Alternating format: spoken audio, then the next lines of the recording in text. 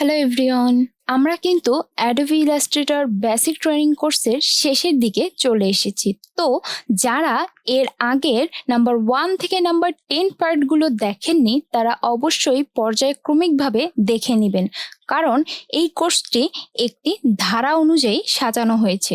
যারা এই ধারা অবলম্বন করে এই কোর্সটি কমপ্লিট করবে তাদেরকে আমি 100% গ্যারান্টি দিচ্ছি যে তারা অ্যাডোবি ইলাস্ট্রেটরের বেসিক বিষয়গুলো খুব ভালোভাবেই জানতে পারবে এবং শিখতেও পারবে। আর কথা না বাড়িয়ে চলে যাব মূল টপিকে। আজকের টপিকগুলো হলো all shortcut key in Adobe Illustrator, colour correction and design idea. তো এই শর্টকাট কি এর ক্ষেত্রে যেটি বলার সেটি হলো আপনি যত বেশি ইলাস্ট্রেটরের প্র্যাকটিস করবেন, যত বেশি ইলাস্ট্রেটরের সাথে পরিচিত হবেন, তত বেশি আপনি এই শর্টকাট কিগুলোর সাথে অভ্যস্ত হয়ে যাবেন। তো চলুন আমরা ইলাস্ট্রেটরে যাই।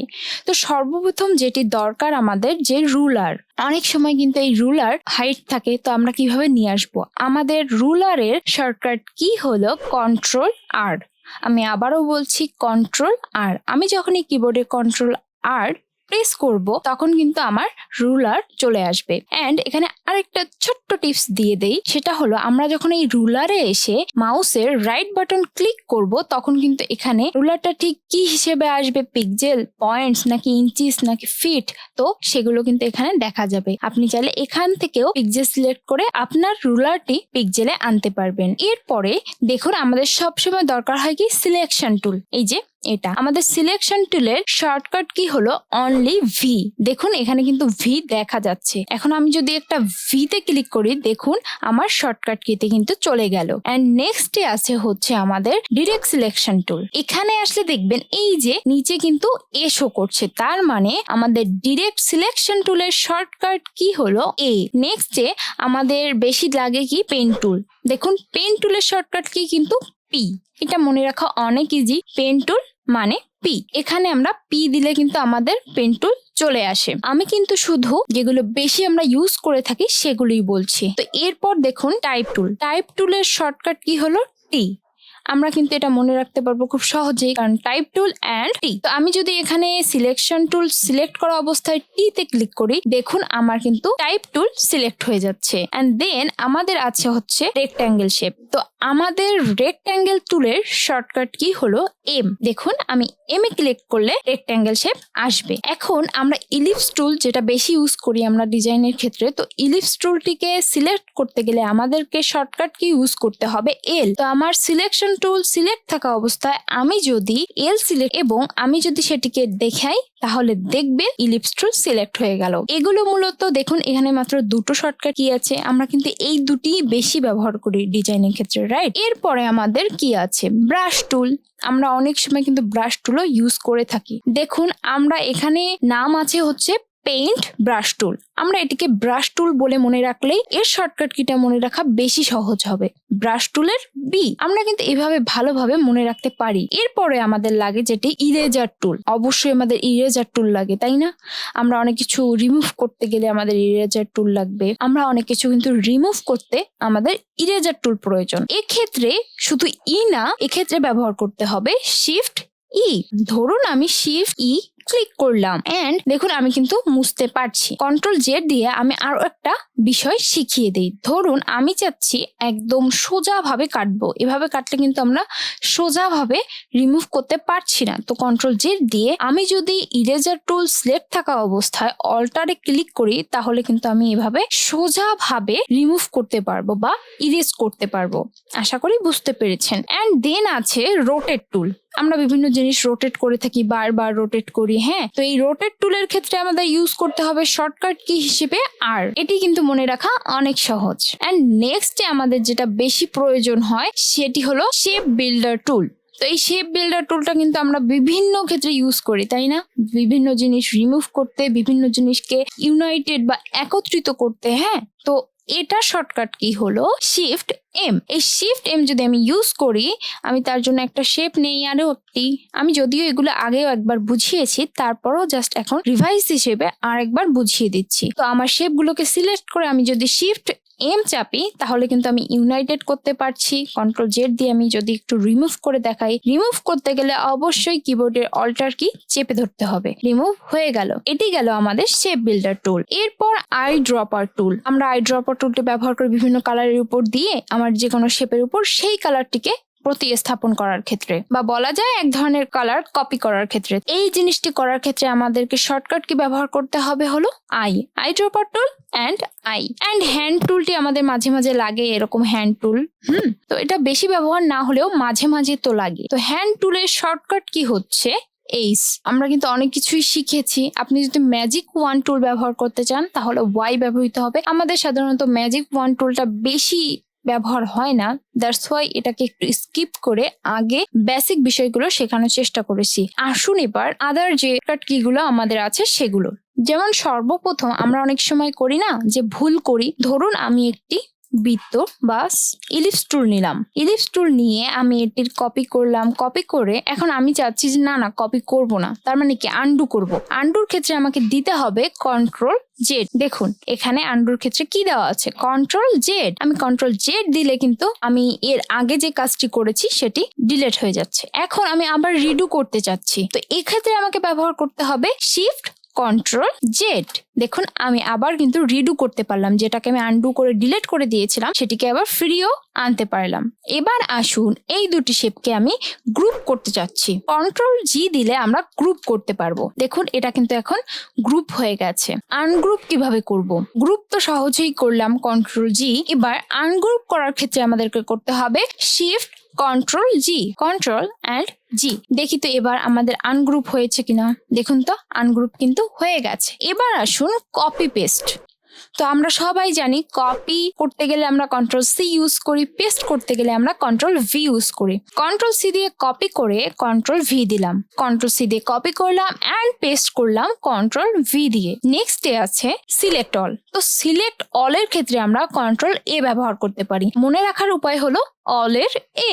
কন্ট্রোল এ দিয়ে দেখি আমরা যে সব সিলেক্ট হয় কিনা। দেখুন আমার এই আর্ট বোর্ডে যত শেপ আছে বা যত টেক্সট আছে সবগুলো কিন্তু সিলেক্ট করে নিয়েছে। এবার আসুন লক বিষয়টি কি। অনেক সময় হয় কি আমরা এর নিচে বা ধরেন আমরা ব্যাকগ্রাউন্ডে একটা শেপ রেখে দেই, তার উপর আমরা বিভিন্ন ডিজাইন করে বিভিন্ন টেক্সট সাজাই। তো ওইগুলোকে মুভ করার সময় অনেক সময় কিন্তু পিছনের শেপটাও নড়ে যায়। তো তার জন্য আমাদেরকে কন্ট্রোল 2 দিয়ে লক করতে পারি। তো দেখুন আমি এখানে কন্ট্রোল 2 দিলাম, আমি কিন্তু এখন এটাকে চাইলেও শিফট করতে পারছি না। এখন লক তো করলাম, আনলক কিভাবে করব? অল্টার কন্ট্রোল 2, অল্টার কন্ট্রোল 2 দিলে কিন্তু আমাদের আবার আনলক হয়ে যাচ্ছে, আমরা কিন্তু মুভ করতে পারছি। তো আমাদের এই ডুপ্লিকেটটা বেশি লাগবে না। আমি যদি ডুপ্লিকেট করা দেখিয়ে দিই তো সেটা হলো, ধরুন আমি অল্টার শিফট দিয়ে একবার এটিকে কপি করলাম অ্যান্ড দেন কন্ট্রোল ডি দিলে আমার কিন্তু ডুপ্লিকেট হতে থাকবে। তো আমরা এইভাবে ডুপ্লিকেট কিন্তু করতে পারি। আমি এখন এগুলোকে একটু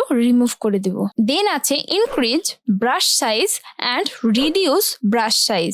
এখন দেখুন আমরা বিভিন্ন ডিজাইনের ক্ষেত্রে একটু চিকন ব্রাশ ইউজ করি, বিভিন্ন ডিজাইনের ক্ষেত্রে একটু মোটা ব্রাশ ইউজ করি। তো এটা ইনক্রিজ মানে বাড়াতে এবং কমাতে কি ব্যবহার করব? প্রথমে ব্রাশ টুল সিলেক্ট করে নিলাম অ্যান্ড দেন দেখুন এটা কিন্তু মোটামুটি পাতলাই আছে। তো ইনক্রিজ করতে আমাদেরকে দিতে হবে রাইট ব্র্যাকেট। তো আমরা রাইট ব্র্যাকেটটা একটু ক্লিক করলে দেখুন আমার এখানে কিন্তু বাড়ছে এন্ড নাও দেখুন কতটা বড় হয়েছে। এখন আমি ব্রাশ টুলটিকে সিলেক্ট করব বি দিয়ে।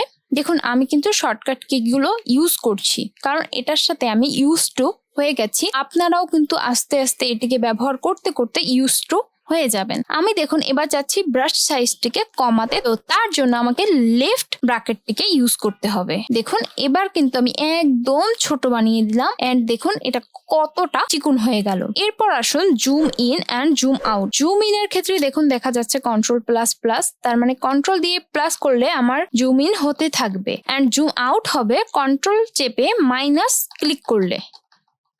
দেখুন এরপর আছে সেভ অবলিক সেভ অ্যাজ। এখন দেখুন ফাইলে ক্লিক করলে এখানে দেখবেন সেভ একটি অপশন আছে, সেভ অ্যাজ একটি অপশন আছে।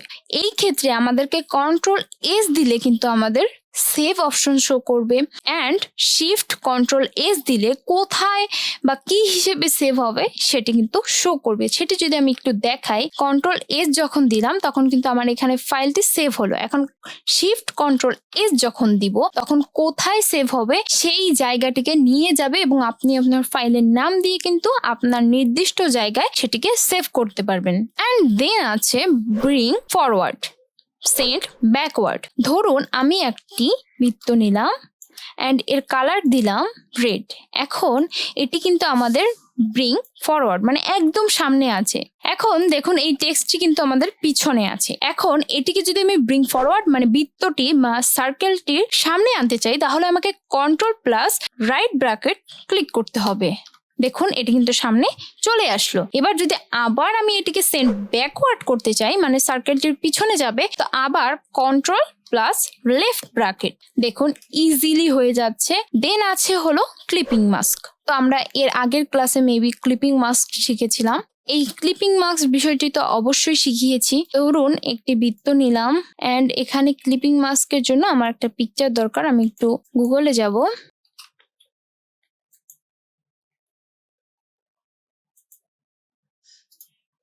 কপি করব, আমি ইলাস্ট্রেটরে এসে কন্ট্রোল ভি করে দিব। আসলে ক্লিপিং মাস্কটা শেখানো হয়েছিল, তারপরও বোঝানোর ক্ষেত্রে আরেকবার দেখিয়ে দিচ্ছি। প্রথমেই বলেছিলাম যে এটিকে সেন্ড টু ব্যাকওয়ার্ড করতে হবে, তো চলুন আমরা এবার ব্যাকওয়ার্ডটা শর্টকাট কিতে করি। হ্যাঁ, তো কন্ট্রোল প্লাস লেফট ব্র্যাকেট, দেখুন ব্যাকওয়ার্ড হয়ে গেল। এবার এই দুটিকে সিলেক্ট করে আর মাউসের রাইট বাটন ক্লিক করে ক্লিপিং মাস্ক করব না, এবার করব কন্ট্রোল 7, দেখি হয় কিনা।